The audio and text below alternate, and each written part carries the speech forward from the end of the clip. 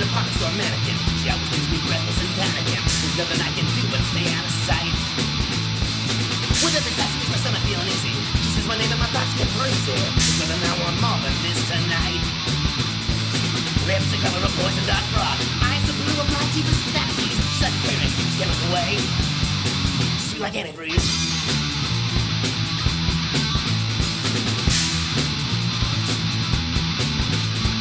She's got this voice that moves down from the hill, and it descends to 95 and kills. You know I die for a word from those lips. There is no alignment for other agendas, and we always decided someone to defend us. But it all fades later, she wiggles those hips. Lips the color of poison dark frost. Eyes the blue of my deepest.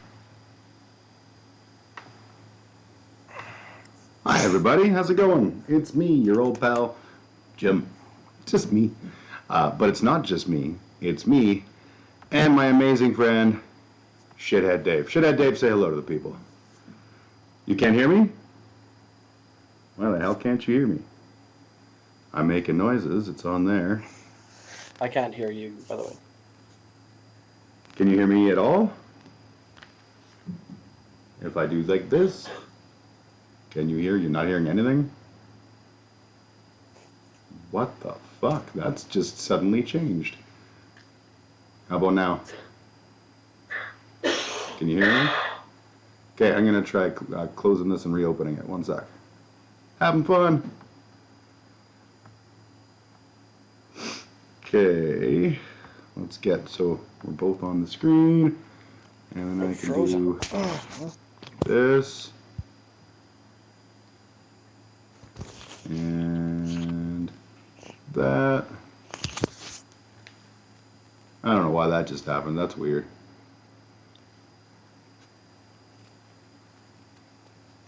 Can you hear me now? Yes. Ah, that's weird. I don't know what the hell that was. But the video's frozen though. Oh, sometimes that'll do that. I'm using, free stuff. Free stuff's always a problem. So say Should I hello to the refresh people. or something? No, you're good. If it was a problem, then you'd be frozen too. And I see you moving and making noise and everything, so we're good. Okay, you can see me? Yep, and we're live, Okay. so you should say hi. I'm Shithead Dave, and Hey, I'm Shithead Dave, I guess. Welcome to this live stream. am I the only person that still calls you that? Could you call it? No, there's there's some old friends of mine that still call me that. But I stopped using it when the Unreliables stopped, and that was a long time ago. So, but I appreciate you. Is that I appreciate you with like through gritted teeth, or? No, I love you, man. Well, I love you too. It's all good. I'm gonna turn on. So I have no idea if anyone's watching. The video's frozen. All I see is you going like Really? that, like making like kissy lips, and I'm like this. But you can still hear me, so and I'm seeing you moving. Yeah, and you know what? You can see me, and that's all that's really important, right? So yeah, you're speaking with your hands and stuff. So yeah, I don't know what's going on. It's probably some like international conspiracy. Yeah, that makes sense. Or something, you know. I see. I still haven't figured out. I've got this thing that puts the chat into the window on like in the final OBS version, the Discord chat. And it always just says object instead of the username, except for anything that was before I went live, and then it shows username. So I don't know why. There's got to be some setting somewhere that I just don't know about. But hey, what I don't know. So what's been going on, my brother? Where to begin? Mostly I've just been running my business. I drive a coffee truck, so. I'm going out every day doing that, and it really fills my time. So, that's kind of my priorities have been since everything is lame. Yeah, since the world has gone into blasé snooze mode. Yeah. Yeah, I apologize. I'm sniffling because I'm still dealing with the joys of allergies from our fantastic Alberta weather. What allergies do you get this time of year? I'm assuming it's pressure changes. I've never known what actually triggers it, but it's when the weather is up and down like this, I go through migraines primarily. It took a long time because I don't get really stuffed up or anything. Like, I'm not like gross or anything. I'm just like, I'm a little bit stuffy. And so I think it's like just the barometer shifts enough, and my brain goes, what you should do is hurt a lot. Yeah, me too. Yeah. I get the same shit going on. Yeah. Abby says video looks good on their end. Excellent. Perfect. Yeah. So it looks Except like for this part of it. Well, yeah. I mean, like, there's no filter in place here, unfortunately. Just cut this out, and I don't know. Just you could be like anime girl with like great big eyes and shit, like with a filter if this was Instagram. But unfortunately, we're stuck with real life, and this is what I look like, and. Yeah, my roommate told me to get into doing that, where I was like, well, I don't really want to stream like gaming and stuff, Yeah. And he's like, well, you could just make your face something else, and I'm like, still the same friggin' problem that I have. Like, I have different needs when it comes to gaming. So. Yeah, totally.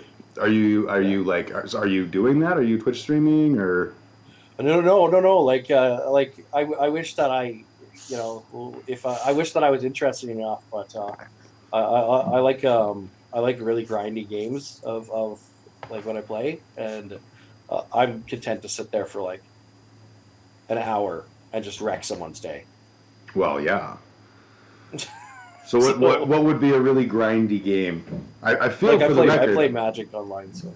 I feel like people still watch. Like I don't, my finger's not on the pulse of that, but I feel like people watch pretty much everything and just some weird ass shit that people will be like really excited about. So I'm not one to be like aware of how I've been thinking about it. I've been thinking about it, but man, you'd have to be a masochist to watch me. But you know what though? Like if OnlyFans has taught us anything, it's that there's a market for everything, my dude. This is true. Yeah. And I'm good with that. I think it's it's cool. Like I often joke about how like one day I'll get an OnlyFans and it'll just like be naked pictures of me, and it's probably a small community, but I bet they'll pay. They'll pay. Yeah, I read several articles in the past that said that it might be weird one day for you not to have naked pictures or videos of you out on the internet. It would just be weird, and more people than not would have that. And I'm sure like there's got to be naked pictures of me out in the world. Whatever that was super loud. I'm getting rid of it now. Go away. Yeah, there's got to be naked pictures of me on the internet somewhere. I mean, whether they're real or not is anyone's guess. But there's just if we've learned anything, it's that people are horrible. And some girl I've dated might have a naked picture of me and be like, nope, I hate Jim, and I'm putting this on some porn site or whatever. And honestly, no, if they're out there, no one's telling me, because they're just like, you know what, Jim, you don't need to see this. Like you're already a broken man. But this is how you got to get out in front of that. You got to use those deep fakes, where you put your face on. But I would go. You just make your own porn, and it's just your face on all sorts of different images. Yeah, I would probably really mess that up though. Like it'd be my face doing some like genuinely terrible stuff that I would never do in the real world, and I'm like, yeah, I don't know where I was going with that, but it seemed funny at the time. Like I'm that guy, and then my employers would find it, and it would be terrible. Technically, I'm self-employed, so I would find it and fire me. Yeah, so us self-employed guys would be fine. We can get away with stuff like that, but absolutely. So what's been going on with the Shillelaghs? Nothing, man. Like I've been writing some lyrics and stuff, and Kyle's written a bunch of songs, and every time we try and get together to do some sort of we try and go and do some outdoor jam type situation where we're all socially distanced and spread apart, and it's just three of us or whatever. Yep. Something will happen. You're like, like I had one plan for last weekend, and then I got a text message on the day of saying that one of my suppliers for my lunch truck, his wife was in close contact with their downstairs roommate who just tested positive for COVID, Oh and it shit. almost shut down my entire industry. Right. Yeah. Oh yeah. So, Yeah. like in a second, right? So like, and I had to do a bunch of stuff in regards to that. Like I had to replace all the stuff that I get from them, and I had to find another separate supplier from that entire community. So it was like a big upheaval thing. And my roommate already had COVID once, and we never got it, but my roommate downstairs, he had it, and Yeah.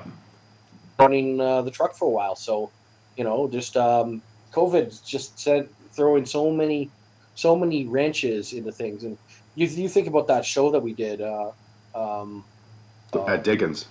several months ago. Yeah. Yeah, in November, I think.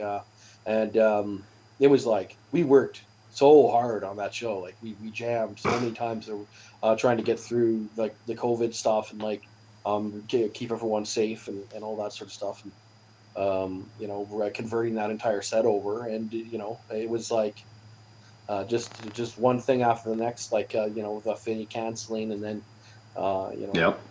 like half the audience getting refunded or whatever, and then just kind of not not the best feeling, to Oh throw yeah. that much work into, it was a fun night. I loved it, but it's it is worth waiting to allow these things to come back in some sort of sane form. Absolutely. I mean, I would love to be on stage in front of the millions of people that are dying for me to be on a stage, and by that I mean 6 people. I'd love to do Yeah, that, but today's not the day. So yeah. Today's not the in day. the chat, Abby Dabby Kill Me, who is my kiddo, says I was so Yeah, pumped to see you guys play on St. Pat's. Next time will be awesome. And then this M. Shannon fellow, who I believe is actually M. Night Shyamalan, says the yes, Shillelaghs that's on St. Pat's is always a good time. And he's not yeah. And you know wrong. what? I I'd be willing to do something to St. Patrick's Day. It's way close to the day, but I'm surprised that there aren't more venues in the city trying to set up a live stream show or something like that. But That one has surprised me that venues aren't looking to, like, there hasn't been the pay subscription kind of online event thing, like, if you're a Verns and yeah, you've got space, have a band play in your space, do it safely and live stream it and charge a cover that way. Like, it ain't the same thing, but it's something, yeah, I don't know. you know. I see a lot of other bands doing all that stuff all the time, and they must be in places where COVID's better. Like I tend to subscribe to a lot of like international music stuff that Yep. goes on. Like I have bands from all over the world that I see and look at and stuff, and so sometimes it's a little deceiving. You got a like an Irish band in New Zealand, Yeah. and they're playing to people and they're like advertising their shows, and I'm like, where the hell are shows happening? And it's like, oh yeah, okay, it's New Yep. Zealand, right? It's like It's so, somewhere in Europe where the laws are less strict. oh yeah, and it's so funny to me every time I see these posted, like, it's time to open up live music. We've paid our dues. Like, dude, you don't understand what the fuck. It's not like COVID was like, okay, it's been 3 months. You're right. We're done being a virus. Like, fuck. Mind-boggling, the foolishness. It's the same as the open up the economy. Those are the people that are marching right now with their tiki torches, pretending not to be Nazis, Yes. down at downtown and screaming about opening up the economy. Like, fuck off, dude. I believe the economy is important, but I also believe that, like, lives are, and if I had to pick one. Those protests are a vote for more COVID. They are. Oh, They are a absolutely. vote for longer lockdowns. They are a They're vote for, they're like a you COVID know, pro-life. yeah, COVID should be allowed to live and thrive. Don't kill yeah. it in the womb. It's like, we hate the economy. It's like, okay, sure, yeah, keep doing what you're doing. I don't know. And like, who doesn't understand that when you open up an economy and your numbers spike and your economy collapses under the weight of a failed healthcare system, that's bad for an economy? Yeah. You know, we've been having these I've been out there for decades now, fighting with people and trying to change the culture of the world, and put positivity out there and all sorts of stuff. But it's just, I'm not surprised at this point. And not at all. This is just dress rehearsal for pandemic number one.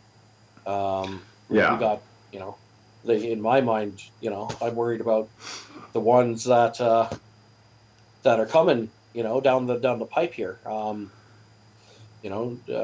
And it's really easy to get into conspiratorial thinking when you get into that, but I try to avoid that sort of stuff. I'm just, you see the emergence of these new viruses that are coming out. It's actually quite worrisome, the rate at which you see like SARS and avian flu just just infected humans for the first time, I guess. Yeah. A strain of it or something like that just got into. I think it's a strain, but even those ones, at least we have like a foot in the door in terms of understanding the molecular activity of the cells and like how we might devise human working vaccines for a evolutionary strain of something like that. My fear is the thing that like we don't even have any experience with, that suddenly pops up and is like, hi, I'm a new virus. My name is Transylvania face virus, and I cause death in people who are 30 to 36, and that's it. But I'm going to wipe out your entire, parent age population. Haha. And we're completely in the dark going like, well, shit, I don't know how to stop this thing. Like, with COVID, exactly. everyone's like, how could it possibly have had a vaccine so quick? Because coronavirus isn't new. This one's new, but we weren't starting at like, what is a cell? We've also been fucking with that mRNA. Yep. I think that's the messenger RNA. Yeah. Messing with that for a while. Yeah. So it's that's not new either, right? Yeah. Yeah. So, exactly. When you have a pandemic that's shutting down the world economy and grinding the gears of industry to a halt, and you have the United States pumping all this money into Operation Warp Speed, or whatever the fuck Trump administration shit. Operation Kill Anything Not White. Space Force. Space Force. Yeah, but obviously you're going to be able to produce some kind of results, right? And then they're like, well, there's been the cold and HIV/AIDS and all these things, and they don't have vaccines. And it's like, well, they're different. They're different viruses for one thing. They're different afflictions. Yeah. It's also a lot less pressing to develop and immunize the entire population against the common cold or something like that. Yeah. And in the case of, we're not, you get the sniffles for a couple of days and you're back at work. Yeah. So it's not grinding anything to a halt. So exactly, right. In the case of HIV, for example, like, it's a terrible disease, and I know there's a lot of money that's still going into looking for a cure, but at least we've got the breathing room of, we have medication-based treatments that will keep people healthy while they have it, keep their T cells up and all that kind of stuff. Like, that's something that's awesome. But things like HIV and cold and influenza and stuff, like, they mutate, and that makes it really difficult to vaccinate based on the rate of their mutation. Ditto cancer. And COVID, we're now seeing new strains, so we're not sure how long it's going to take before, what those new strains will look like against the vaccine, if we can quickly make adjustments, if necessary, to the existing vaccines. We're still in unfucking charted territory here. Well, the good news is that when something when it infects a new host and it copies itself, right? Yeah. The copy is very similar to the original. Yeah. So when they're talking about variants and stuff, we are finding that the vaccines are effective still against these variants because they are just slight mutations. But that's why we're getting so many variants. This is affecting so many people, right? Yeah. We're with the lid is off the petri dish right now. Yeah.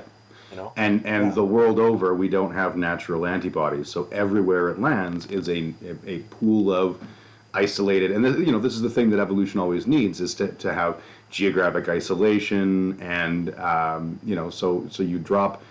It's the same virus. It's got the same parent, but you take one and you cough on a person who's going on a plane to Italy and another person who's going on a plane to Calgary, and you get to isolated environments where shit can go bad. So it boggles my mind that there are still people who are like, evolution, well, that's just a Jew hoax. Like, we're seeing it, motherfuckers. Yeah, pretty much. Yeah, it's all around you all the time. And it's happening socially and economically as well. So right now, so I don't know. It's just those arguments to me are I've been watching religious debates and stuff like that, and oh, God help you. all that atheist content for many years now, and it's all nice and good, but there's only so much of the same arguments, the previously refuted 1,000 times. That's yes. Yes, what is it, the absolute perfection of the human eye, and how if one little thing was not exactly perfect, the eye couldn't work, and ergo science is dumb and Jesus is king. And you're like, wait, dude, no. There's literally books written on how dumb you are, you motherfucker. Is my camera still going? You seem to have frozen. Yeah, I can still hear you. Oh. There you are. My video's working again. I can see you. Perfect. Well, that worked out nice then. You're right there, by the way. I am, and now I'm doing the wave. Yeah, okay. It's that, yeah. Ooh. Oh man, it's such a funny world, and how deeply people are not just able to question things. Like, everyone's able to question things, but if your answer is stupid, you should probably think about that. You know what I mean? Like, and I'm not even talking about God, which, I'm an atheist, you're an atheist, I'm in good company, I can be like, God is stupid. The whole concept of God is stupid. Yeah. But not even that. Like, people come along and they say just the dumbest, like, oh God, dude. I was watching a video today, do you watch YouTube, like, left-wing bread tube people ever? Yeah, from time to time, I tend to think that I've amassed like this kind of crazy spider web of fucking media sources and all sorts of shit. So I see a lot of stuff. So I was watching this one today. I saw Hassan Piker. Yep, Piker. Yeah, from TOT. Yeah. Hassan. I don't know. Hassan. I'm trying. And Hassan Piker was. I'm honky as they come, dude. And he was watching CPAC, the videos from, like, the big conservative PAC meeting, and I blew my fucking mind. I'm watching this, and they keep mentioning the Hunter Biden laptop, which I thought was fucking old news. And then they're like, China paid a lot of money for that. And I was like, wait, China? This was the Ukraine. What? How the fuck is China involved? And then I had to dig into it. And again, it's all based on, like, well, no one ever saw any evidence. But, somebody once said, oh, Hunter Biden, he's a bad person and he knows Chinese folks, and therefore China pays him money. And I'm like, what the fuck? Like, there's more to it than that. I'm super oversimplifying it. But it's that, like, you read this shit and you're like, okay, well, provide an iota of evidence and then I will believe you. No? Yeah. A lot of that attack media, right? It's just to throw things at the wall and see what sticks. And they don't care whether or not it's true or there's evidence. It's more about fuck you liberals than it is about what is true and what is false, right? Yeah. They don't care what 100%. They believe is true, just as long as it actually offends the other party, right? So Yeah, once you can see through that, then you're a lot better. You can you can start to operate kind of like above the fray, which is exactly. helpful. And that's on both sides. I would hazard a guess that right now at this particular moment in time, the right is slightly better at being dinks online with bad information, but the left is Yeah, always working hard to keep that wage gap small. yeah, The reality is bad thinking is out there and bad arguments. People will share the fuck out of them, and I was laughing because my drummer Reno, there's a woman that posts, and I can say woman. It's not like this is a person who would absolutely be offended if I referred to them by they. Um, yeah, this woman is like a neighbor or something, and always comments on his shit, and always like some snarky right wing, but not all the way burning across on your yard right wing statement. And there was some meme that she shared, and it was like it had some important point, and that you can look at the point and be like, well, it's a conservative talking point, but okay. And he's like looking at that. Reno looked at it, and he's like in the bottom corner of the thing is like a poster behind the guy's back, and it's like something about like I can't even remember if it was like about it was something about Jewish genocide, and and he's like so um there's this, and she was like really yeah. embarrassed and shit. I don't remember where I was going with that, but funny Well, story. if those beams, those tropes are still out there, Holocaust denial and stuff, then we can look forward to the next 20 years of Donald Trump and Oh yes, yeah, pretty much. So it's not going absolutely. away anytime soon on any of this stuff. So you know, you kind of have to filter a little bit, Yep. and not let the crazy in too much. I know that after Trump lost and he left the White House, one of the Yeah. first things I did was unfollow some of the more loony Trump followers that are on my pages and stuff, right? So Yep. um, the ones that I can't really, they're not like randos, but I'm like, okay, well, we're just gonna turn down the politics knob just a little bit here and take a Yep. couple weeks off from worrying about this because it doesn't seem to be Breathe a that little bit easier. yeah, but no, there's lots of battles to be fought in the future, and right now, I appreciate everyone out there that's going out to these protests and all that stuff. Um, Yep. Absolutely. And with I'm. me, Go ahead. with me, I got my business and stuff, and if anything happens to me or whatnot, then I lose my house. So Yeah, it's and a little bit that's more like of a not it's not a zero sum game for me. So yeah, that's kind of one of the challenges of um, the wild world we live in is and that's a thing that I have to balance also. Like I will go and I will protest and I will stand up and stuff. But every time I do, I'm like, if I get arrested, I'm losing my job, right? yeah, I currently am a contractor, and my the people I contract to would not be terribly proud to have their staff member, uh, contract or otherwise, being arrested for being involved in a protest. And honestly, it's real fucking hard for me not to start swinging. yeah, that's another problem that I have that I tend to get a little bit too over emotional about that type of stuff. So but I bounced for I years. yeah, Go ahead.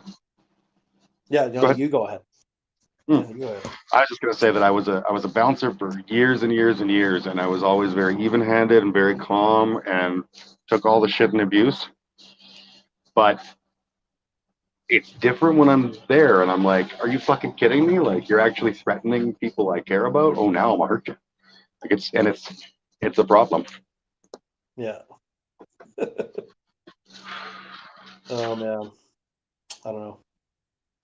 It's a world. It's a And it's a crazy world we're it's a living in right now. But when this whole COVID thing needs to go, when it goes away, we need to really come back roaring. Not only with some shows to support our venues and stuff, but also there's been some great groups that have come out of this whole pandemic thing that we need to support as well. I Yep, really love the absolutely. Bear Clan Patrol. Oh man, I love those people so much. Yeah. The work that they're doing is great. Yeah, so we need to put on some shows, and like Yep. pretty much right now I'm willing to commit that with like the Shillelaghs and Walk Alone will pretty much play without taking any kind of guarantee or anything off the show, just to get some money back in the pockets of these venues and stuff like that. I can't even imagine what they've lost so far. I got kind of an inkling from Dickens, like what they're down, but no, like it's just a really bad situation all around. Yeah, absolutely. And like Serb is awesome. I'm glad that people were able to get Serb, but Yeah. small businesses are fucking struggling now, and Serb ain't there for them. Nothing's there for them.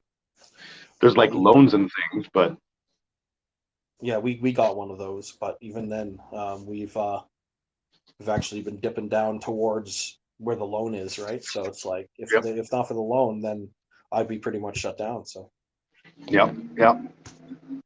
In that regard, I'm extremely lucky because the customer that I primarily consult to is moving full steam ahead.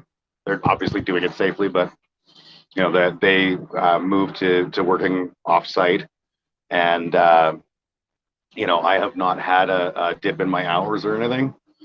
So that's like extremely lucky, and I recognize that. yeah, it's really fortunate to be out and being able to do stuff and be engaged. I know quite a few friends that are still at home, trying to avoid this virus, waiting for their businesses to reopen, still on the CERB. It's crazy to think that we're almost a year into this. And we pretty much are at this point because we knew it was coming around this time last year. Like it was getting worse. You around this time you saw the building hospitals in China. In a couple days, those mega fast construction projects, right? Yeah. And they were just erecting these fucking hospitals, and that's where we are right now. If we were a year back, so it's give or take, like, but it's we were in a really uncertain place a year ago. Absolutely. Yeah. So I just I'm just I have the same level of kind of sadness that our society isn't fast enough or nimble enough to actually radically change anything. And to effectively protect. We're still living in 1975 Calgary, so yeah. And I thought we were better. Like I thought that we had come a long way, and that we understood the world in a different sort of fashion. But I was wrong and dumb. Yeah. Matt says best bouncer. Things were getting better until Trump got in. I feel like things were on a certain trajectory, and then the white supremacist got into the fucking Oval Office and emboldened all of his little fucking follow along sheep people to go out there and well, and the 15 words that they know, so. Yeah, well, I think it's 14 words actually. Yeah, no, man, I'm with you. I find that watching the effective way that far right groups have infiltrated, like the hippie chakra people and stay at home moms and like all these different groups and all using the same sort of sneaky infiltration tactic. Like even incels, half of them are fucking Nazis, and it boggles my mind because like how do people not save get the children this? Right? Like we've never seen anything like that before. Satanic panic. But watching that and then watching it take whole, and at the U.S. federal level and the Canadian federal level, like we've got our plenty of, and we always have, like, you know, I'm pretty sure Preston Manning is not, you know, free of racist thoughts, and you know, like, we've always had, you know, people in positions of power that were monstrous in their own right, but to see that just become mainstream, and then even go farther than that with like the QAnon folks who are like actively being QAnon-y and getting like elected into the government. Like, what the fuck is the world? That's crazy to me. That's crazy. That's what I was like, oh God, where is this shit going? Yeah. With fucking electing that. Who was that? Marjorie Taylor Greene? Yeah, I think that's her Yeah, name. yeah. Like, Yeah. how is that even a thing? How do I know this crazy person's name? I have no fucking clue how that happened. Usually, like, obviously it's because, you know, the rhetoric on the right has been ramping up year after year after year. This relentless advance of just, you know, the culture war and, you know, the increasing the heat of the rhetoric, and then, you know, you get to the point where you can elect someone like Donald Trump, and then it's just the gates are open for the crazy. Oh yeah, yeah. It's a get out of jail free card, literally. Yeah. Except it's not, And because clearly, like, we have to thank the Democrats for that Mhm. in the states for trying to elect Hillary Clinton. Well, and I think for being such a non-thing for so long, like, you know, a lot of us on the left side of things will talk nicely about Barack Obama. I think he was a you know, decent human being for the most part, and was in a lot of ways a much better leader than we've seen in a long time. But he still was, you know, military-industrial complex, big believer in, you know, the Wall Street and all that stuff. Like, they have And all the consistently, wars and the yeah, bombings and all that sort of yeah. totally, and they've Yeah. consistently fed the American people, either a Bush slash, you know, that kind of mentality of, you know, right wing evangelical Christian, or a really like slightly right, center right, less evangelical Christian from the left, you know, and when someone like AOC comes along and they're like, she's a goddamn communist, oh my god, she believes that people are people and should not be murdered for their body parts, oh my god, she's a whore, like, what the fuck? Yeah, I saw a thing the other day. There was when did a living wage and when did working full-time hours and actually getting by become a radical position? Right? Like, Wow. to me, these are not in any way radical, and I struggle with the idea that anyone who opposes these things could consider themselves a Christian. Like, it seems like the whole concept of, you know, the Christian vote hedges entirely on abortion, and, you know, like, abortion's an important issue. And by that I mean abortion's not an important issue. It's been settled. Get the fuck over it. There's a million fucking documents that'll outline why access to abortion may not be the thing we want, but it's an important thing for a society, no matter what your personal take on it is. And people are still raising it as an issue. Like, when I was doing, I was volunteer coordinator for our buddy Kevin Warren when he ran a few years back. And Yes. we would go to house to house to house, and you could tell as soon as you got to a guy who was like, you know, working class conservative dude, you'd walk up and he'd be right there at the door going, where do you stand on abortion? Well, that's a federal issue. B, it's not on the table. And C, I Yeah. would personally be opposed to changing the laws.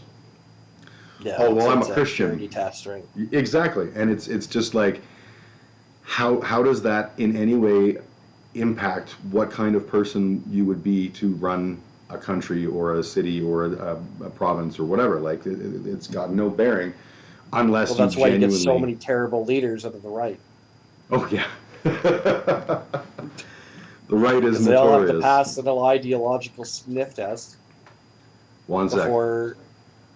Yeah. I will send it as soon as this is, yeah. Okay, yeah. Just sorry. Just dealing with my my eldest child. He wants money.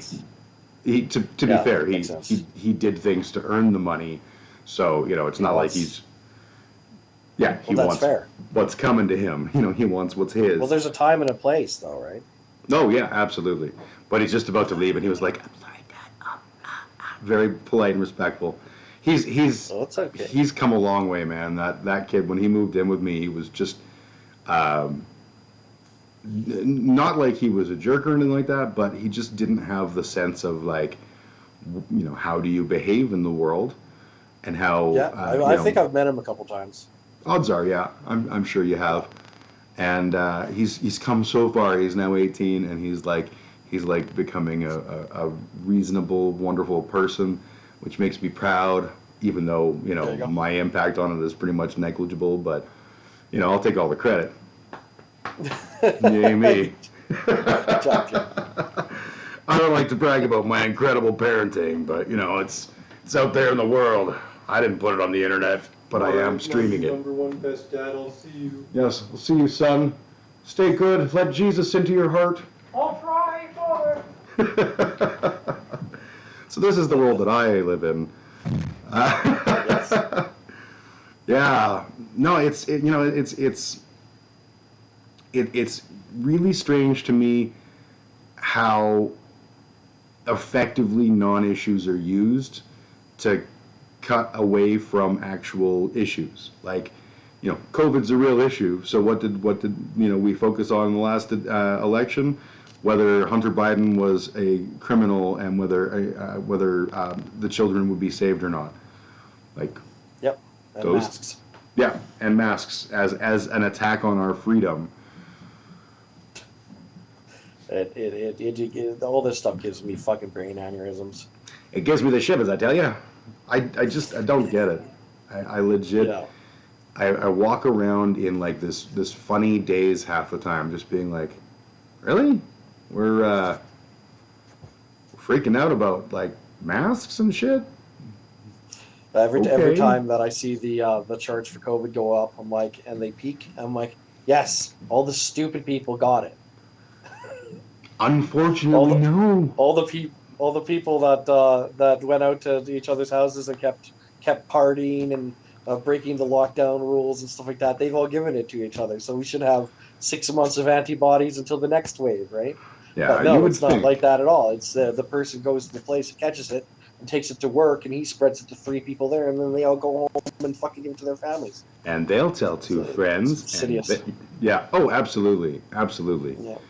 And it's like, I'm glad that I understand the situation, better than I think some of the people that we're referring to here. Because this is not about not getting sick. The chances are I will get sick, right? If my company opens up back in the office and I'm surrounded by people again, there's no reason to suspect that I wouldn't get sick. And the government doesn't care about whether or not I get sick. The government doesn't even care whether or not I die. The government wants to make sure that the healthcare system can handle all the people that are sick at a given time, right? Yes. And that's because this is something that is it's a bullet we can't dodge until we've got a vaccine, and until we know that vaccine is actually effective in preventing COVID and its various mutations. We're playing a waiting game, and it's not about making sure no one dies. It's about making sure that if people are dying, they're dying in a way that doesn't flood the world with other problems. Yeah. And Preston Manning was in the fucking newspaper the other day screaming about how because churches are not allowed anymore because they're illegal because of COVID, which is fucking hilarious because people are still going to churches and just at reduced capacity. And churches are doing online Christmas shit. Is strong, yeah. Yeah, and he's like, this is a guy who was fucking, like, almost Prime Minister of Canada. And he's out there screaming about religious freedom and how the current Trudeau government is robbing the people of their spirituality. Like, dude, no. First off, your church isn't even fucking closed. It's just less open than it was, because less people can go to it. Yeah, like, fuck. If this is what people think of as an issue worth dying for, okay, die. Let's get you all in a big room with one COVID monkey, and we'll let me. I'm kidding. I don't want that for anyone, even stupid people. Now there is an argument for us never having shut down in the first place, because if I knew that there'd be this huge movement, this freedom movement to unmask and open despite all the public health things that were put into place, it's almost like these last the current younger generation, our generation. Well, you're kind of on the edge of that. The older generation. I'm old, there. Dave. It's almost like they never went through anything like this before, and they wouldn't treat it seriously. So, yeah, I think maybe humans are a little bit too. They get too comfortable, and then they get too entitled. And at the very beginning of this pandemic, I said that this was going to be a war against reality versus our entitlements. Yep. And what happens if we had let people figure out how bad this was going to be, and then they would say, please make everyone wear masks, instead of fuck you, don't make me wear a mask. Yeah. What I find interesting about that is, I don't know that it's humans as much as it's like Western culture. And I say that because when SARS hit, pretty much all of Asia went, okay, we're wearing masks now. Now, we might have a very whitewashed view of that, but that's my understanding, was like Asia saw this and went, fuck, we'll do whatever we can. And that's why they were able to contain both SARS and MERS, right, when those outbreaks happened. They did not contain COVID-19, but they immediately, as soon as they saw this, they went into very strict measures. In Africa, where you don't hear a lot about COVID stats from Africa, but they're actually really fucking fascinating. COVID there, they were in the middle of a potential Ebola outbreak in a large part of Africa. And so they were already sort of, people were going and handing out masks and stuff. And it really became, well, now there's this other thing too, and we'll want to make sure.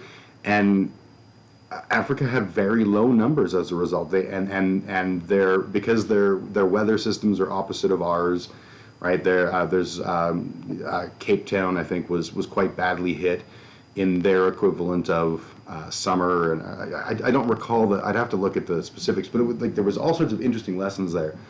But again, there was a huge movement to wear a fucking mask, and then it came to North America, and we're like, SARS and MERS weren't real. Why is this real? I had H1N1. I had the Heaney. I don't know why. You didn't tell me I had to wear a mask then. I just coughed on my neighbors and we all got sick and Frank died. But, whatever, man. It's just Jesus and freedom. Right? Yeah. And it's just like different viruses, yeah. Yeah. Like H1N1, I got H1N1 and it fucking sucked. And I'm glad I wasn't old or infirm. But if someone had come to me like 6 weeks before and said, dude, wear a mask, you're going to be all right, I'd have worn a fucking mask. And I would not have missed not having H1N1. That would have been okay by me. But all those viruses, they don't have the same incubation as COVID does. Exactly. And I think that's the worst part about COVID, is this 2 week interval between when you come into contact with someone, close contact with someone, and when you finally develop symptoms and you're contagious. Yeah, and the amount of asymptomatic, that seems to be, and again, this might be me not knowing the actual science, but it seems like there's a lot more people who are actively asymptomatic but still shedding virus. Yeah. No, trust me, I think all the time. I'm sitting there and I'm like, did my throat just tickle there? Because I am working on the front. I'm not a frontline worker. I don't want to that should be a legal term. But I am working with the public. In a non-socially distanceable way. They come up they stand next to me and they grab their stuff, right? So. And I am working in the southeast industrial area, so there's lots of people there that don't believe that COVID is real or that it's happening, or I remember one guy was like, he was like, I don't think anything's going to change. And I'm like, Psych. okay, okay, well, this is my last week, and I won't see you again for another 4 months. Yep. So something just changed for you. Yeah. So you're Look at wrong. that. I just proved you wrong, fella. Yeah, Yeah. it's like right now in real time, you're incorrect. So Yeah. I can graph this. Correct, correct, correct, correct, incorrect. You know, I got this in yeah, it maths, was man. amazing. It was That, amazing. yeah. I work with the group that I work directly with are largely people that get it and are to varying degrees. Some of them are sort of bitter about it, but for the most part, everyone's like, yeah, this is the way that things are right now, and we gotta fucking deal with it. That's all well and good, but there's a couple that you can smell that what they want to do is be like, well, let me tell you about the science behind masks and that the fact is that vaccines are all that shit. And it's just like whenever they type anything, I just like I'm bracing. It's been a year now and we haven't seen it, but it's gonna happen. One of these days they're gonna have that like one fucking coffee too far and I'm just like. And I personally, I can't fucking wait. I'm like half-hearted thinking about it all the time. It's Waiting for probably it to bad for happen, my yeah. cardiovascular system, right? Yeah. It is, right? It's like you're sitting there and you're waiting, and a lot of people, they know kind of how far they can push their limits in a professional setting before they get into trouble, and they always kind of hold back a little bit. So it's like not really healthy to be worrying to be waiting for that to happen because it probably won't happen. But Yeah, as we can see with consequence culture that's out there now, that a lot of people don't know how to watch their mouths, or they don't know how to interact in a world where everything that you do is under a microscope and it's online and it's a few clicks away, and everything can blow up. And that's I think that this whole thing's gonna work itself out. Like totally. people getting crazy online and losing their platforms. And uh, that I think that we're just kind of working through the people that don't understand that new reality, and it's going to slow down a little bit. I think people are going to wisen up to it a little bit, and I hope hire so. more publicists and PR people to talk on their behalf. That's really the way to do it. So I so hope you're right. Like that's actually a statement that has a great deal of faith in humanity that I don't think I share. yeah, Um, I just there's gonna come a time when you like I was listening. It's like you look at all the Republican kind of like conservative movie stars. There's Steve Hofstetter. Do you watch that yep, guy? yep, Yeah, Steve's great. yep. I He was enjoy like him. he was like, stop watching our media. Stop watching left. Don't stop listening to left wing bands. Stop listening to artists that create movies and TV shows, and stop asking us to do your graphic design. Um, Yep, you know, and because that you wouldn't last a week without us. yep.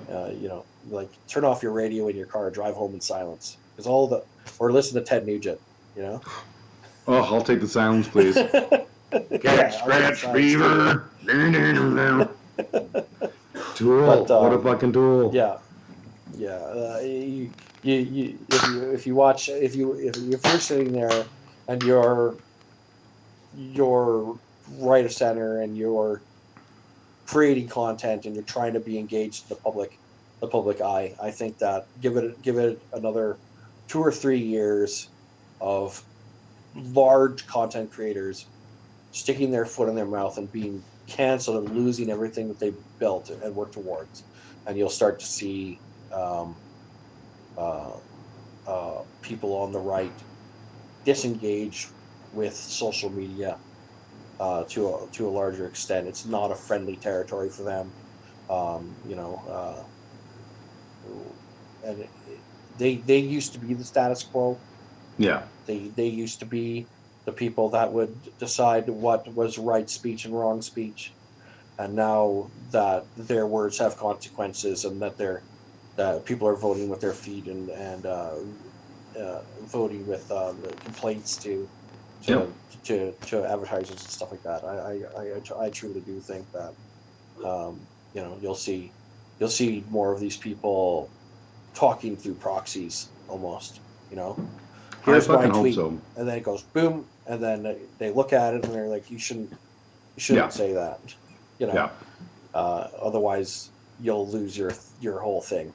But maybe it is wishful thinking. But When I in my head, what I imagine right now is like, it's that scene from The Simpsons where there's the cupcake, and Bart walks up, Bart representing all of the right wing commentary, and instead of a cupcake, it's like the N word or transphobia or something, and he like goes to grab and oh, a wise guy, huh?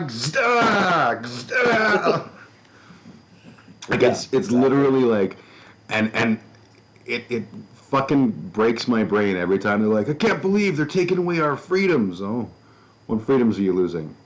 Well, free speech. Oh, so you're not allowed to say things now? What things aren't you allowed to say? You know what things? No. Tell me. What words can't you use say anymore? Well, say it. I can't. Oh, is it because those words are fucking terrible and you knew all along they were terrible words? And now someone's actually calling you on it because we're trying to do better? Like, I'm no fucking superhero. I am a human being. I fuck up. I have said terrible things in my life, usually as part of jokes that I didn't think through or whatever. I'm not perfect. I'm not pretending to be perfect. I've always got space to improve. I'm really working right now on the whole the pronouns and stuff. It is weird to me how difficult that is. Yes. And I'm not saying that as like, it's hard, so you have to forgive me if I screw up. No, don't forgive me if I screw up. Hold my fucking hand in the fire. But I think it's because of the times when I grew up, and I'm not blaming, well, I'm old, so I can't do better. I'm trying to do better, but it's that, like, for me, it's a real exercise to not fuck that up. And I've done it, and I'm trying really hard, and I'm consciously working to do better. But it's I feel you, and I'm kind of the same way where I'll consciously be like, okay, you say the right thing, say the right thing, say the right thing, and I'll be like, hey, you guys want it? Fuck. Yep. And yeah, like Fuck. so many of the things, like I'm really trying hard to use folks now because it's a word that's in my vocabulary that I'm regularly hey folks, how you doing? Yeah. But the number of times that I said man, or and not in a gendered context, like I'd be talking to my mom and I'd be like, hey man, how's it going? Right? My mom is not going to be offended by that, but I walked into a place where a friend of mine or a former friend of mine who is no longer trans, and this isn't why we're not friends anymore. Right. A former friend of mine who is trans, and was I believe actively working towards transition. And I saw them, and the first thing I was like, "Oh my God, man, I haven't seen you in so long." And as soon as I said it, I was like, "You're an idiot! You terrible fucking monster! What did you just do?" Yeah. Like. And it's literally, it's everywhere. But the key is my brain picked up on it. And every time I fuck up, my brain picks up on it. And I do a little bit better each time. And, hopefully I get to it. But the reason I say it's a strange generational thing. My son has a friend who is a trans man. And when he first introduced me to them, he said, "This is my friend." Their name, I'm not going to say their name. Because it's nobody on the internet's fucking business. This is my friend. Their pronouns are he and him. I've been very adamant trying to do so, even though in my brain, it's still, because my eyes went, that is a female form. Therefore, she checkbox goes off in my brain. But I'm actively trying to not do that. And I said to him one day, I was like, I have a question for you, and this is going to sound stupid, but I'm assuming that when you met that person, They said, this is my situation, these are the pronouns I want, and your brain was like, okay, cool. And like that's kind of how that went for you, right? And he's like, yeah. And I was like, God, I want to get there. Like, holy shit. I want to be in a position where I'm not constantly stepping on my own dick, going, "Oh fuck, I said the wrong thing. I'm super sorry. I will do better." I don't know. I think one of the best ways to practice that is to regularly communicate with your friends that Oh yeah, do have the different pronouns and stuff like that. And, absolutely. practice makes perfect, man. Yeah, yeah. You don't get Maybe make better a at regular riding a thing bike. Yeah, you don't get maybe better make at it a riding a regular bike. thing to call that one person, right? So. Yep. Oh yeah, absolutely. In this case, that person decided to cut me out of their life because I made a joke on Facebook about a band name at a time when they were particularly. I'm not intentionally downplaying it. I don't want to draw attention to the band that it was. So, you know what? I'm gonna have to. It was during the whole Black Pussy thing. Yes. Okay. Which, for the record, Black Pussy is a stupid fucking band name. I never once. People will be like, "Beer Girl put on that show." We had nothing to do with that show. I didn't have any. Yeah. My name wasn't involved in it. I would never have my name involved in it because these kids knew what the fuck they were doing. No, they're not kids. They're grown-ups. But you know what I mean? Like this was. Yeah. It's the name intentionally draws ire, right? Yeah. It's there to provoke, and that's it. And it's intended to make people like me go, "I'll stand up for your freedom," when in fact I'm like, "You're an asshole. You did this to yourself, and now you're suffering consequences." So I'm 100% okay with that. Yeah. But I made a joke, and that particular friend was very vocal about that particular subject. I made a joke because Pelican Death Squad was playing a show right away, and I made some very very tongue in cheek like, "Yeah, you can't let these Pelican Death Squad people come along with their plot of obviously killing all the pelicans. Pelicans are important." Some stupid, like, it was dumb. Yeah. And I certainly I wasn't thinking of it in terms of it. I to me it was just a dumb, parodying the current discourse kind of thing. But that person in question felt very strongly that what I was saying was directly targeted at them and their feelings about Black Pussy, and dismissing all of that, and just like blocked, unfriended, and I've heard that there's not a whole lot of nice things coming out of their face about me, or at this point there's probably nothing, but you know what I mean, like they were very upset at the time. The only way I had to reach out, because we weren't super close friends, the only way I had to reach out was Facebook, and they cut off that ability, and I didn't feel like trying to weasel around that and maybe get the phone number from a friend or some shit like that. So I was like, okay, you're angry. If you ever decide that you want to have a conversation, like, I'm here, but I'm not gonna force you to hear my side. It's not important that you're liked by everybody. Oh God, no. It's way more fun to be hated. At the end of the day, all you can do is try and be better. And myself included. I'm not perfect, Yep. right? Yep. But just kind of move forward, trying to grow. A lot of people they stop growing. They stop growing, or when presented with opportunities for growth, they kind of join that contrarian kind of ignorant side of things. Where it's just like it's so tempting to fall to the dark side. Yes.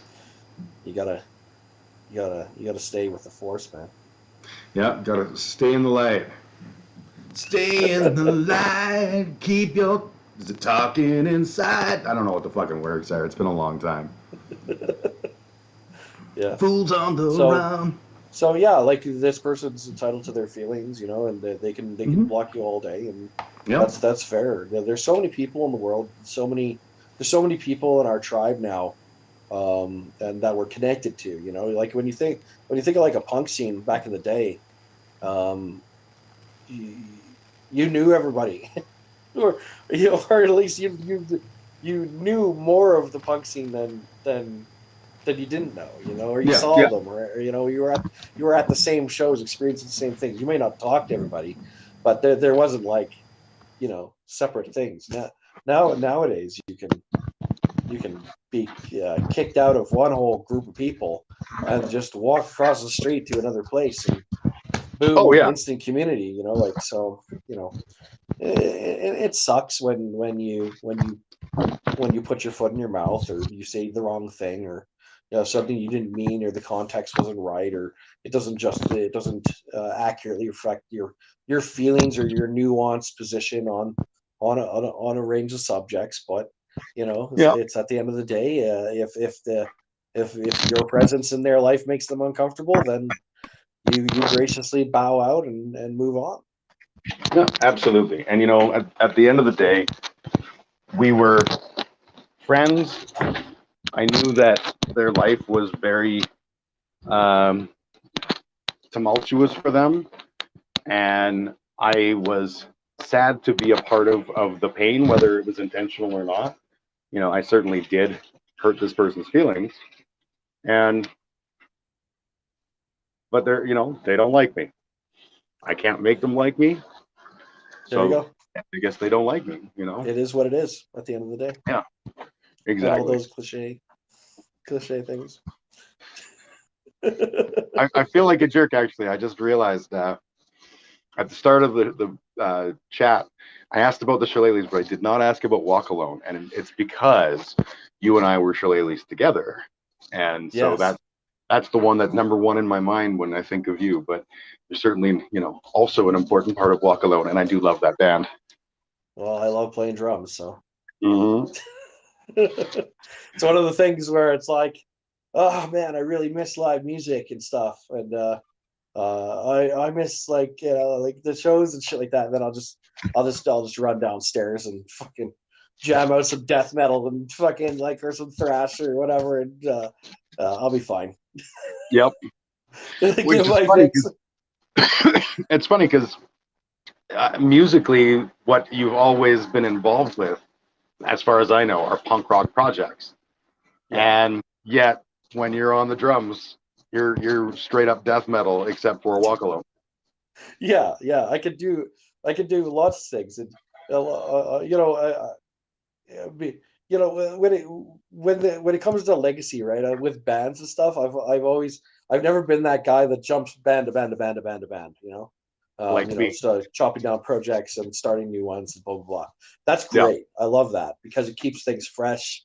Yeah. You get new ideas. So it doesn't get stale and stuff like that. But to me, I've always done like the one thing. But I can sing lots of different styles. I can play just lots of different instruments and stuff. I can do all this stuff, and sometimes it's like I have to stop myself from Yeah. being like, oh man, someone's like, hey, does someone want to play this or that? And I'm like, no, I do not, because I am busy. I'm struggling with that right now. I have a habit of taking on things that interest me without thinking about the impact of my life. Yes, yeah, This is a huge. bad habit. Well, when you start to commit yourself to projects that you can't follow through on, then it just doesn't look very good. Now, that doesn't mean that the projects that you have, like in your circumstance that you taken on, that you can't commit and follow through on. But for Yeah. me, if I was to start another band, that would be aggression against my two existing bands. Yeah. Like Yeah. flat out in my personal philosophy towards it, right? To me, Shillelaghs, I sing. Walk Alone, I drum. They're way different. They require different memory sets. I'm not forgetting lyrics in the Shillelaghs because I learned some drum parts. It's I'm not blowing out my vocal cords and Walk Alone, so I can't sing. It's very, very, very, very different, right? So Yeah. There's a balance there. Yeah. For me, exactly.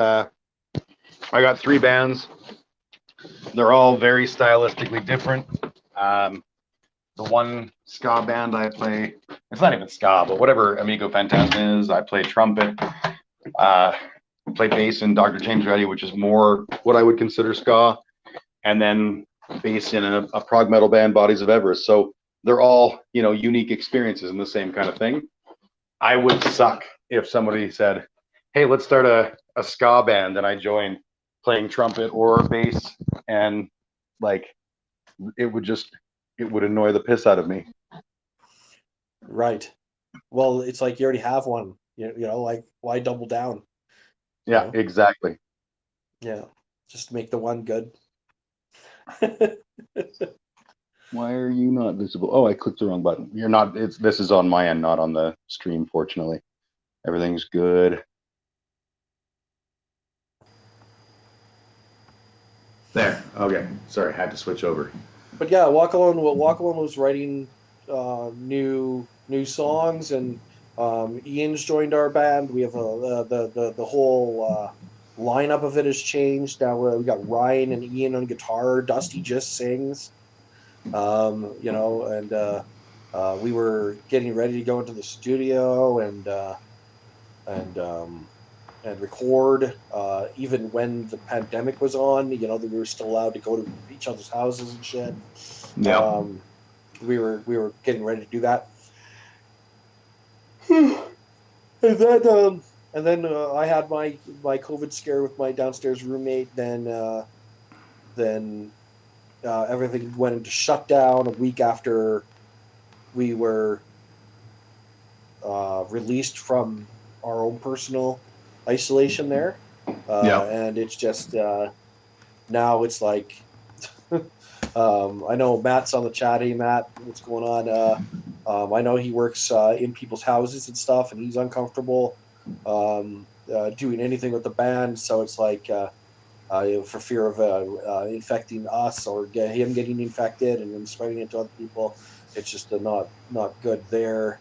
Um, uh, and it's just slowed down quite a bit there. And you know, I've been trying. You know, for me, the only thing that I can do is sit down and write and rewrite lyrics and stuff. You know, almost famously inside of the band. You know, like I'll write "Old Grove Soul," all of the lyrics in 15 minutes, Yep. and That's then how I it's wrote done. when I was writing lyrics for Johnny Incognito. That's totally, I get that. You know, I'll just write it down, and there will be some tweaks and stuff like that. But you know, like I'm like super fast. You know, like like they'll be like playing some riffs or something in the back, and I'll sit there and I'll just write a song, and Yep. the song will be done and it'll be ready to go, and then I'll go out there and I'll sing it. Right on. You know, and so it's not really in my wheelhouse to be sitting here and agonizing over word choices and stuff like that. But you know, like I think that the next Shillelaghs album, it will either be regular Shillelagh songs focused on more of like fishermen's tales and sea shanties and stuff like that, uh, like more Dodgerish type content there. You know, I got some cool songs that are written in where the lyrics the words come a little bit faster and a little bit more of the held notes that I'd like to do. Yeah. But it or you know, I know Van is pretty um he's being super careful about the whole COVID thing. My drummer in the Shillelagh, so I don't know whether or not it's going to be like an acoustic album that comes before that, or if it's going to be both. It's going to be kind of like a more sea shanty-ish, fucking traditional attempt at an acoustic album, but it's all original songs. Yep. But yeah, it's like I'm just kind of waiting it out right now until this lockdown restriction of not being able to have excuse me, not being able to have people over has thrown a big wrench in my general mojo. Yep. Um, Relatable I'm not content. I'm not really like the type of person that doesn't have people over all the time. Yep. You know, like so it's been pretty tough in that regard. Yeah. I like to I have feel parties that. over here. I like to have people over, and like I like to go out and come back here and and be up all hours of the night, and like that's just who I am. And Yep. now that ability to utilize that recording studio that I have downstairs has kind of been taken away from me a little bit. When I get that opportunity back, that's when our wheels are going to hit the rubber's going to hit the road. So they say, because it's not funny to take away my ability to do anything Yep. other than to just stew in my own fucking existence. It's, and that's the thing. Like, I get why people are upset. I get why people want the world to go back to the way it was, because I want the world to go back to the way it was. It's just like, I can't. I've Yeah, got. no, I'm only talking about when it's Yeah, yeah, yeah. safe. Yeah, Yeah, and exactly. that's why I'm itching, right? So Yeah. yeah, I'm in like 3 bands. All of them, I have either an immunocompromised person, or in one case, I have someone who works in a clean lab. So like none of the bands can take any risks with that kind of stuff, and I'm 100% okay with that. I don't want to put people at risk. It sucks, but we'll get through. But it's yeah, man, I'm feeling that. And like for us, Amigo Phantasma, our singer, moved away, so yes, we're now figuring out what we're gonna do. But you can't figure anything out because we're in lockdown, and yeah, so it's literally just like everything's on hold. I'm lucky enough with Bodies of Everest, we've continued to write music in the interim and stuff, and using technology to back and yeah, forth tracks and stuff, which has been fantastic. But still not the same thing, and it's still you know I'm itching. I have so big an itch to get back into, maybe not even on stage, but just back into a jam space with my people. I've got my basement has 2 bands worth of gear in it, and I just go downstairs and I look around like I'm a sad boy. yeah. I know, I hear you. Yeah, it's pretty rough. Yeah, I don't it's know. it is, man. Yeah, I gotta tell you, man. I love Ripples in the Rye. It's a fantastic recording. And I'm super excited for you guys with like shitty timing with the way that right when you should be riding high on that release, and all of a sudden the world is in fucking mayhem and craziness. But oh, it was horrible. It was like yeah. it was like everything was falling apart, and I was not in a good place. March 14th, let me tell you that. Oh yeah. Yes. Yeah. We a friend of mine was had tickets for that show. I did not, because I was stuck doing a million things. But my friend Karina, she had tickets to the show. She was super stoked to see you guys. She was super stoked to see the whole fucking night, and the Mackenzies and everything. And she was like, yeah, this is gonna be awesome. And then we're getting closer and closer, and all of a sudden it's a real nail biter. Like, we're gonna have this show? And from the Beer Corps perspective, we had both the Dwarves and the Dayglows booked for different dates. It was going to be a great year, and we're watching the whole the whole situation unfold, going like, I don't want to cancel this, because what if maybe it's going to be all right? And then no, it was not. It was anything but Yeah, all right. the And lack of choice and the force at which the cancellations came in was crazy. So it's something yeah, I'll never forget. It's just watching everything fucking roll up and fucking leave town. So yeah, yeah, and it was exactly that. It was just like, one day we're awesome, and the next day, nope, this is not happening, and it's not allowed to happen. And yeah, I mean, I went through a real fucking unpleasant patch there, because we, Beer Course had great successes, but we're not a company with money, right? And it was right. that, like, fuck, well, there goes all that we just put in, and there's no foreseeable plan to recoup our investment or anything. Like, sure hope we survive, which is funny because I know we'll survive, because basically, the Beer Corps is me and Mark throwing our own personal money at at a whirlwind of nothingness. Oh, I hear you. I hear you. I've been there. Yeah. So,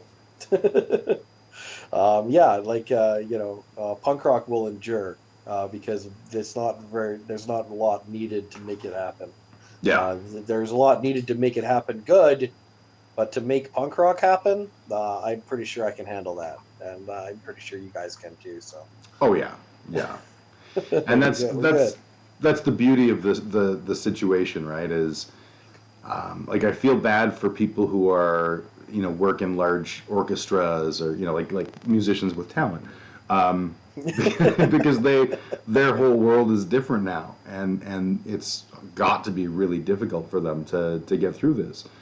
But for guys like you and me who our path to glory was literally just maybe I'll hit a drum for a bit, and oh, my buddy wants me to play in his band or whatever. Like, this wasn't something that we were like, I want to make a career out of this. I want to be the best darn whatever I can be, at least in the beginning.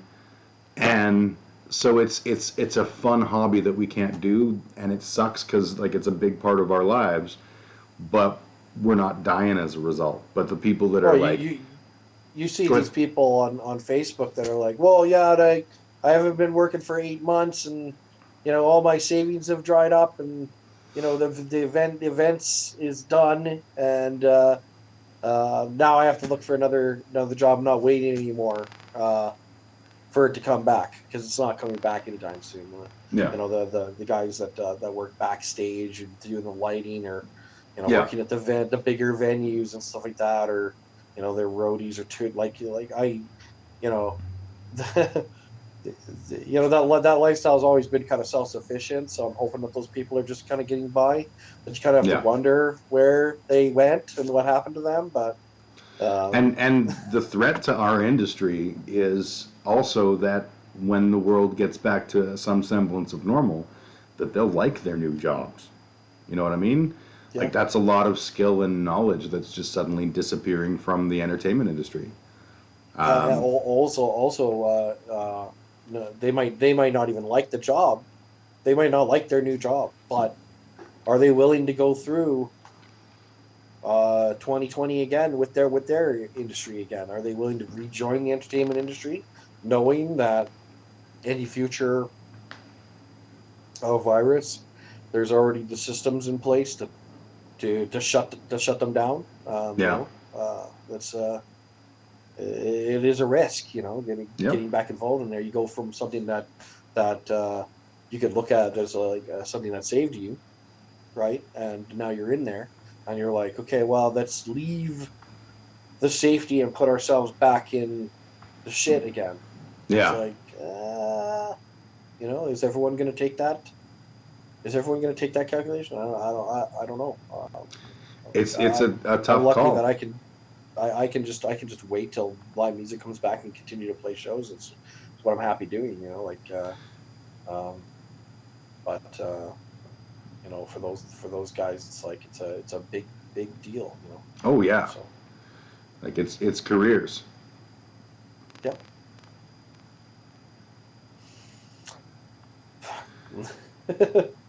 The world's in a crazy place, man. I don't know. I don't know what to It tell you. really is. And the nice thing about it is I don't feel obliged to understand it.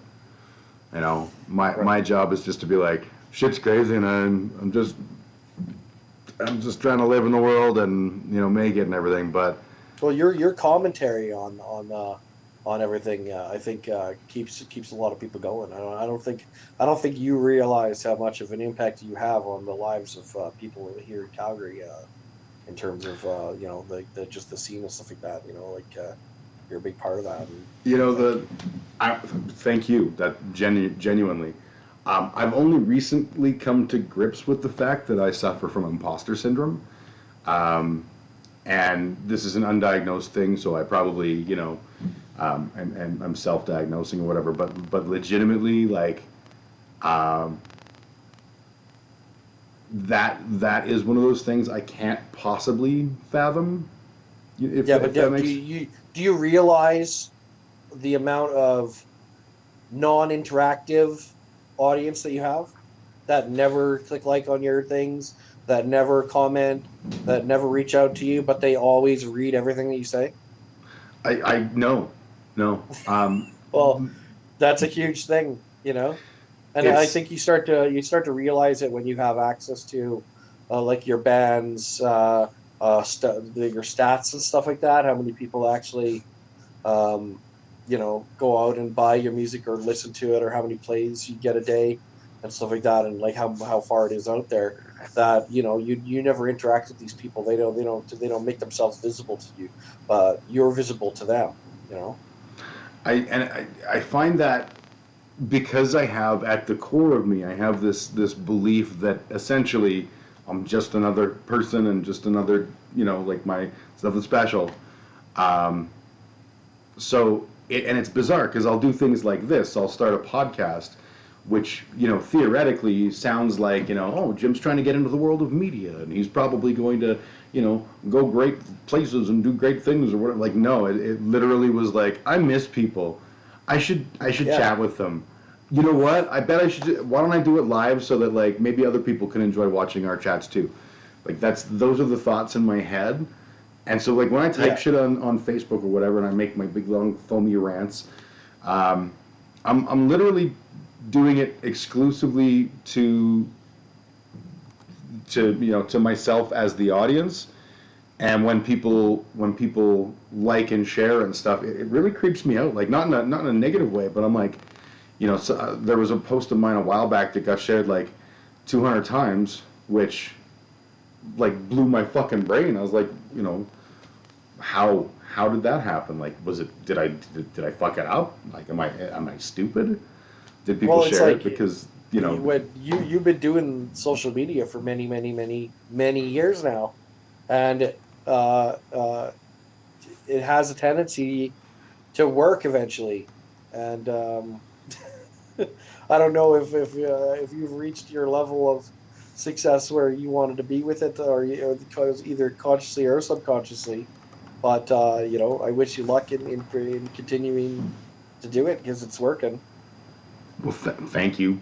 Like, I legit have no idea. Yeah. Like, the I would love to be like massive work from home doing this kind of stuff. Like that's cool, the idea of that. But it literally is not like a thing in my brain that I'm like I should work towards that because that's ludicrous. You know what I mean? I know. Like the world isn't that way. And I'm kind of wrestling with the way the world is. Like I think Andy, the accordion player for the Shillelaghs. yeah. Um, he's trying to get me into cryptocurrency, and we're looking at rigs that cost upwards of $14,000 to set up and Damn. mine coins, right? Ethereum and Litecoin, and not Bitcoin. Bitcoin's a little bit tough because they have server farms in the Netherlands and stuff. And he's told me about all this stuff, but like I'm trying to convince my folks that you know if they want to continue to be successful people, they gotta get with the times. Like I fear a day when um, you go to buy a car, but Ford only takes Litecoin, or it's like we're doing this live stream. Uh, no national currency accepted.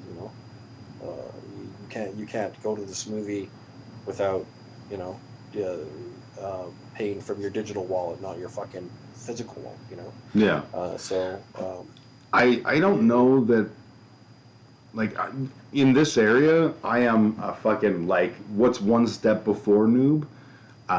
right. I know nothing about it and I don't understand it. I completely understand conceptually. Like I know that the value of money is entirely based on you know bullshit and dreams, right?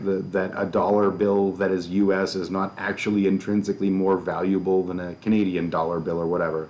Like I get all of that. I know what a sovereign currency is and all of that kind of stuff. But when it comes to that, that idea that like one day we'll only have Bitcoin or what have you. It's entirely possible, and I don't discount it, and I'm not going to be that guy that's like, that'll never happen. My British pound will always be the standard of finance for the entire world, right? Like I get that shit changes, but I don't think I'm smart enough to know how it's going to change or whatever, and my natural fear, I've got a degree in computers, and I've made my professional career out of working with computer people and doing computer related stuff, and that almost makes me like the worst person to get into cryptocurrencies simply because I'm like super distrustful of the ethics of companies and of the security of companies and all of that kind of shit. And I'm just like, and again, I'm not saying like, oh, Dave, you're wrong. Listen to me. Invest in gypsum. We'll be kings. What I'm saying is like, it's like a super gray area, black box, impossible thing to me. And I'm just like, I'm gonna be a leaf in the breeze on this one. I just don't get it, and I kind of don't really want to. You know what I mean? Like, Andy went and he downloaded a program on his computer just to kind of prove a concept to me, and he said he has like a 340 Ti graphics card on his computer or something like that, and he just set it to mine, and then went to sleep and woke up and he had $12 in his thing over the night or something like that. And okay, it's like, so like with crypto. Because it's a decentralized currency, these decentralized currencies that people hold. It's not necessarily a company that's doing it. I feel like they're prone to huge swings. yeah, But as long as you're willing to hold your position, you stand to gain as these things become more the norm. And you have people like Elon Musk going, jockeying for position of Jeff Bezos to be the richest man in the world. He goes and he buys Bitcoin. It kind of makes it a little bit more mainstream a little bit. And oh, for sure. I'm not saying divest yourself of everything. I still have stocks. I have none of those things. I have DVDs. That's all I have. Yeah, DVDs. Yeah, but they're going places, man. You don't know how crypto works? Like you don't know how not at all. Works? Like I know how money works. So, I know how crypto sort of at a high level conceptually works. So a Bitcoin is pretty much like a long, like how to explain it? It's like an encrypted series of letters and numbers, and to mine that coin, you're tasking your computer to arrive at a mathematical conclusion that's the closest to needing to decrypt a portion of it. And once you've decrypted enough portions of that code, it downloads itself as a coin into your account. Yeah, but my whole thing is that only has value, much like every other currency, because we perceive that it has value. Yes, that's with all currencies. Yeah, so. Absolutely, totally with you on that. My challenge is I don't have faith in my own ability to pick the right currency that will continue to have value, because people will continue to have belief in it. If you're buying into the market, you have to buy in when it's low. Like I have a great deal of envy for the people that were like in 2008 were buying Bitcoin. Yeah. Oh, for sure. For $0. Yeah. There is no question that time and place. Like I remember a buddy of mine was like, you should get into Bitcoin, and I was like, oh yeah, I should get into Bitcoin. I'll go down and Bitcoin myself a few Bitcoins, like trying to be smart, but not knowing what the fuck I'm talking about. Could you imagine if you had bought 100 of them? You'd be rich. Oh yeah, I'd be fucking rich. But when I at the time when I looked at it, but that's back then. By the time I had this conversation, I went home and I was like, so my finger's on the pulse. How much is a Bitcoin to purchase? And it was like $1,000 or whatever, some ridiculous fucking number. And I was like, Yeah. eh. That's I why can't. I'm more interested in mining, and I'm not so much interested in mining Bitcoin as I am interested in mining some of the smaller ones like Ethereum and Litecoin. Yeah. It's. I do believe that it is very much like the way of the future, but I am also very certain of my inability to predict the future with any credibility. And I don't mean like, Dave, you can't read the future.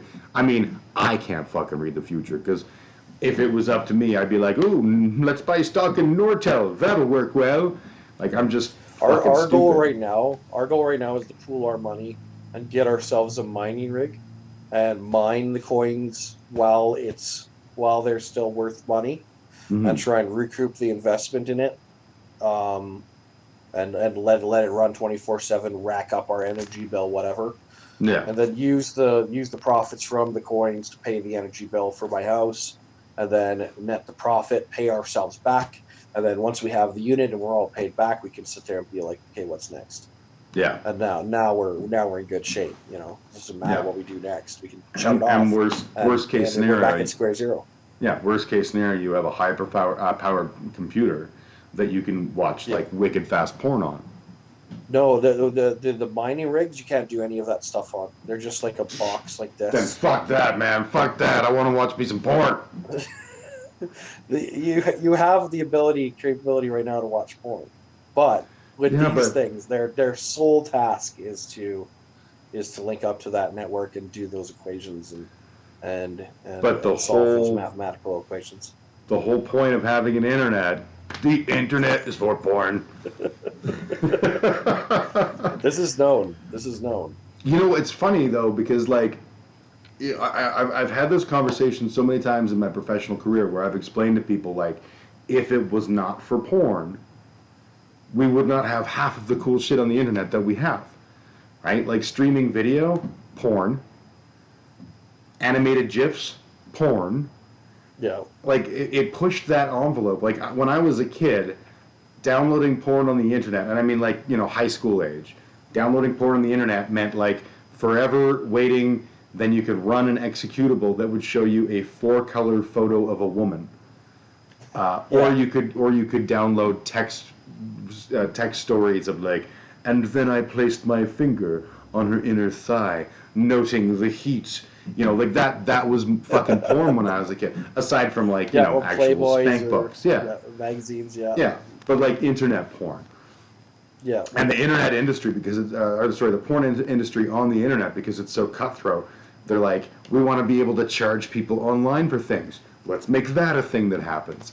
So, you end up with the concept of like online, like PayPal and stuff like that. All of that shit comes because porn is constantly pushing the bubble going, we want to sell, we want to make money, we want to, give us money and we'll do even cooler shit. Now there's like the whole 3D VR porn world, like, every now and then when I'm on the the Jesus web, because that's all I ever do, I'll accidentally trip over the wrong link on the Jesus web, and I'll wind up in some insufferably evil porn place where there's like, if I had the right rig, I could be watching this woman in 3 dimensions doing like crazy sex. Not that this is how sex works, but you know what I mean, like doing sex in 3D. That's fucking cool. And I guarantee you, like, probably that first came from, like, as a practical technology, probably first came from, like, geophysical data or something like that. But the porn people were like, we're on this. Dave, start coding. Okay. You know what I mean? Like, fucking porn has done so much. Porn and NASA, yeah. NASA? Yeah, NASA gives us all these fucking technologies and stuff. No, Velcro and shit. So where would we be without porn and NASA? I don't know. Totally. It's a human race. So. I saw a thing the other day, and it was somebody sharing a meme, and they're like, name one thing that our whole, like, fake trip to Mars has even taught us about the world. There's nothing. There's no advances that have come from it because Mars is stupid and people are, and I'm just like, you do not understand the concept of like learning for learning's sake, and that the reality is like from everything we've done, NASA is a fantastic example. So much side knowledge has come out, like Velcro, ridiculous concepts. WD-40 is another one that it didn't come from NASA. It came from the military-industrial complex, right? Are you familiar with the story? No. Oh yeah. So WD-40, the way that it came about, so when you have a missile that's going through the air creates friction, which can create heat and can cause problems with guidance systems. So they were like, we need to come up with a thing that we can lubricate the missile with that isn't going to affect performance, but it's going to reduce the amount of heat and drag and all the other stuff from going through air. And so they're coming up with various formulations, and the dude that made WD-40, WD I believe it's like weapons dispersal or some, who knows what the fuck it stood for. Yeah. But it was the 40th of the things that formulas that they've been working on. And he really liked it, and he like took it home and put it on his squeaky hinges and shit, and was like, "This is so fucking good." And so they just started, among the people who were working on it, they're like, "Take WD-40 home. That's the ticket." And the company was smart enough to be like, "Cash in," right? Like these are corollary benefits. No one ever was like, what we need to do? We need to develop a system that will like rain death on people from far away, because we might just get the greatest household lubricant out of it, right? Yes. The whole idea is rain and death. The Trust household me, lubricant. we should develop dome cities for Canada. I think that's where. Oh yeah, absolutely, and give them a stupid name like Domies. Yeah. Hey, come on down, our No more Domie. winter. Yep. No more winter. Always summer, right? We don't get hit by. We can't be invaded by anything less than intercontinental ballistic missiles or nukes or anything like that. Every time you enter the shut dome, the doors. Yep. When you enter the dome, they check you for murder hornets.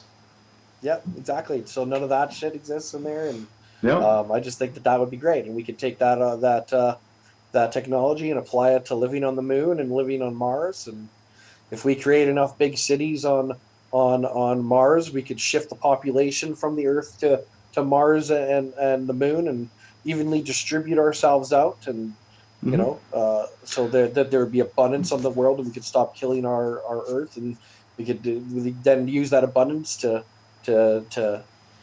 supply our colonies and stuff like that. Like there's lots of stuff that we need to do, and I think that it starts with sending people to live on Mars, and have them survive for 2 years, and then jet back off, and then back into space.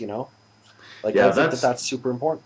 That's the big thing, because like I would be all in if Elon Musk, Daddy Elon calls me up tomorrow and is like, Jim, I want you to go to Mars, and I'm gonna pay you shit tons of money, and you can bring a harem of people that like you or whatever, like enough people that I could justify, like, okay, I'm not gonna just be sitting alone on a fucking planet dying, and I would jump at the chance, as long as that end date is in sight, right? Like I remember hearing the story of when the Soviet Union fell, there was a astronaut from Russia in space, and then he's up there and the Soviet Union collapses, and he's like, guys, and like he was up there a really fucking long time just hoping not to be a dead person, like just pretty fucked much, up. No, it's crazy, man. Yeah, you think about what we do to risk ourselves. It's like we're just in slow motion of sacrificing ourselves when we work in this system. Some days I'm driving along delivering sandwiches to people, and I'm like, what the fuck am I doing with my time? But just getting by is a noble pursuit these days. So. And I think that we like to build up the importance of our lives. Like I was raised a good Christian boy, and God had a plan for me that was going to be great. And even after I lost my faith, I still had that like indelible like, well, obviously you're going to be great. Not going to do anything to make myself great, but you know, I will be great somehow. You know, all these things that we're kind of pre-programmed with, and I'm not great.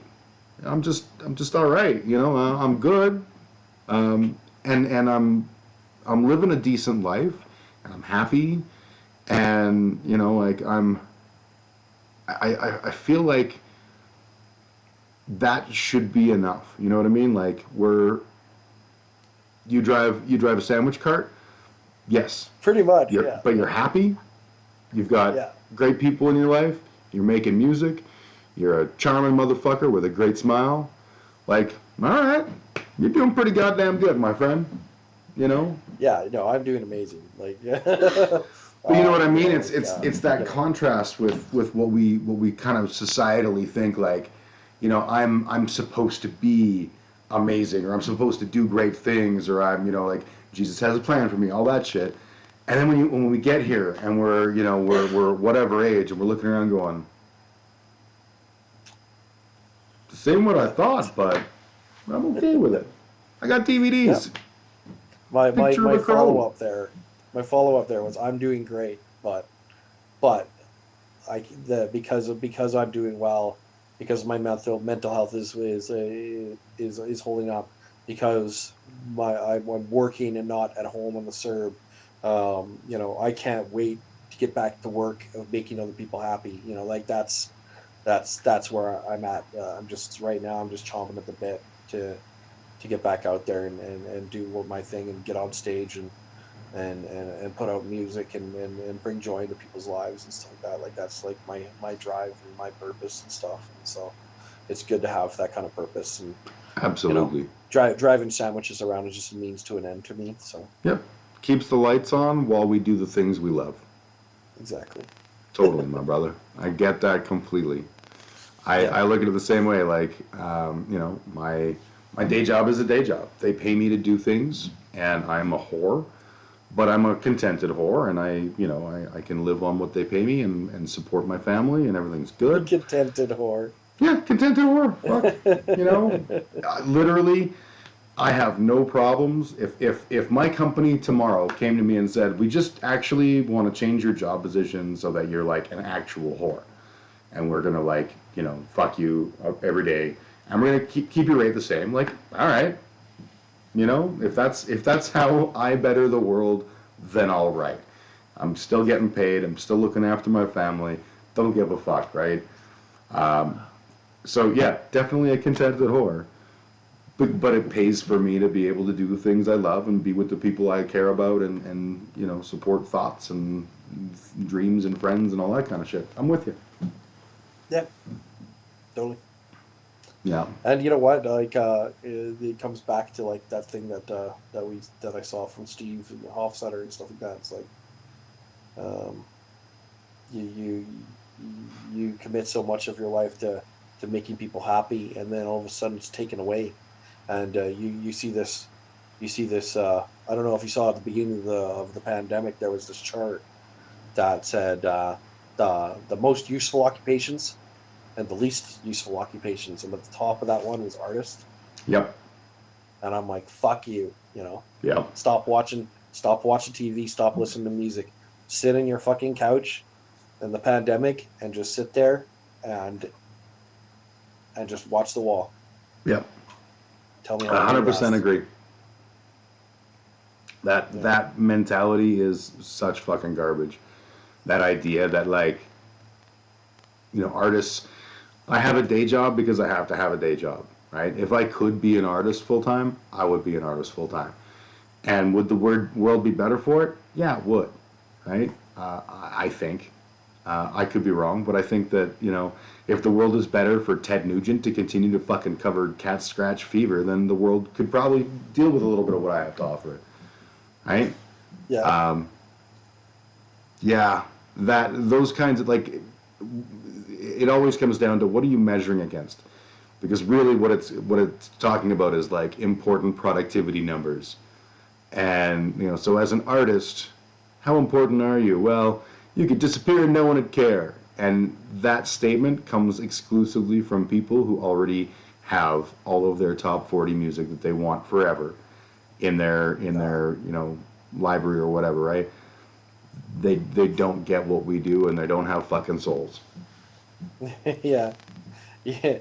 I asked someone semi recently. They were arguing with me about music, and I'm like, "What punk bands like? Name me 3 punk bands." Well, there's Avril And he said Lavigne. Sex Pistols, Ramones, and he couldn't even. It's just like this is the person that I'm arguing about music with. Like that's ridiculous. So, Yeah, um, yeah, very yeah. tedious. I love the people that are like, punk rock is dead, and you're like, name 3 bands, and they're like, no, I don't How know good three. is that Punk Canada fucking group on Facebook though? It's so good, and I was worried that when it went through the hard times, Yeah, and Paul was ready to pull the plug on it. I got it, like the Proud Boy bullshit that came up and everything. I was worried that it was going to disappear because it was all of a sudden it was just on my news feed nonstop. All this wonderful people sharing punk rock memories and talking about bands and just sharing that fucking love of their yes, local punk rock scene and our Canadian punk rock scene. It was, and that got me through a couple seriously dark times because, yeah. and Paul, if you're listening, and I know you're not because you're not one of my 3 subscribers. Speaking of which, subscribe and get all the latest content. Um, Sorry, I don't even know why I fucking open my mouth sometimes. But yeah, like Paul, if you're out there and you're not, um, I really enjoy Punk Canada. I think Yeah, it thank you, was man. just fucking phenomenal. And there's been bands that I saw on there that either I hadn't thought of in forever, or that like I'd never heard of, and it was like I listened to songs and been like, oh my god, how did I never know this was a thing? This is so fucking good. Um, that's been really fucking cool. Yeah, no, it's I actually I was trying to find an album for the longest time, a band, anything by them. It was this band, The Rampant, from Victoria. It's an Okay, Oi band, okay. and I couldn't fucking find them, and all of a sudden, after months of looking, just a, just a random post pops up on Punk Canada, and it's all right there. And I'm like, Yep. first of all, fuck you. Second, thank you very much. Mm-hmm.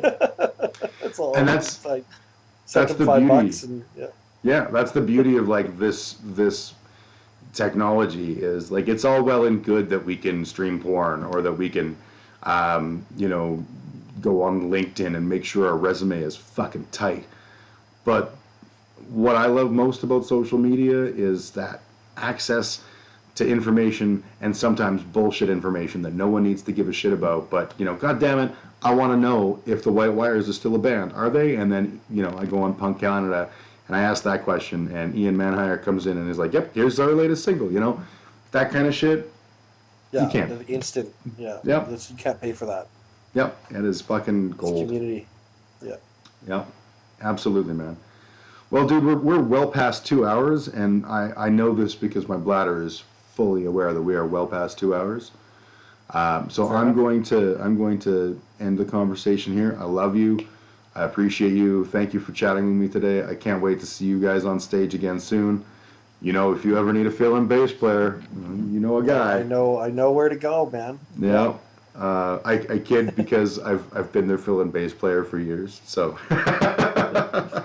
And But Greg messaged me about the show we were playing with Finney yeah. before he had canceled. He's like, "Hey, you want me to fly out from Ontario and I will go play the show?" And I'm like, "I think that Andy would be pretty pissed off about being removed from the band since we got a new bass player." Yeah. We do have a new bass player in the Shillelaghs called her name's Joelle Glass, and Yep. she's an amazing person. So that's all good, but it was Also kind a of sick funny. bass He was player. like, he was like, "Oh, so I'd be removing someone that was going to play the show to play the show," and I'm like, "Yeah, man, sorry, dude." It's like I love Greg. He's a he's a great player, and he played accordion on Ripples in the Rye, and he's the top notch talent in that regard. But when sometimes when you quit a band, it moves on. Yeah, it turns out, fuck Yeah. you, Dave. Sometimes that sticks. No, he didn't say that. But yeah, no, that's a thing. Yeah. And they say you don't know what you got until it's gone. Yeah, but the good news is that Andy's no longer on bass. So if we do need a backup bass player, you are on the On the very Rolodex? short list, man. So, Excellent, excellent. Yeah. Just I listened to what she was playing at the show, and just don't make me learn any hard stuff, and I'm good. I'm yours. She's great, man. She really is. She's got a lot of skill. Fantastic player. Yeah. Yeah. All right, my dude. I tend to attract all these cool people. I don't know what the fuck's going on, but I think it's because you're awesome, my friend. All right, Dave. No. I love you. Thank you so much for the time. I'm gonna go pee real quick here. I love you too, man. All right, you take care, my friend. Keep Stay the punk safe. rock faith. Always, brother. See you, bud. Later. See you, bud. And we're good.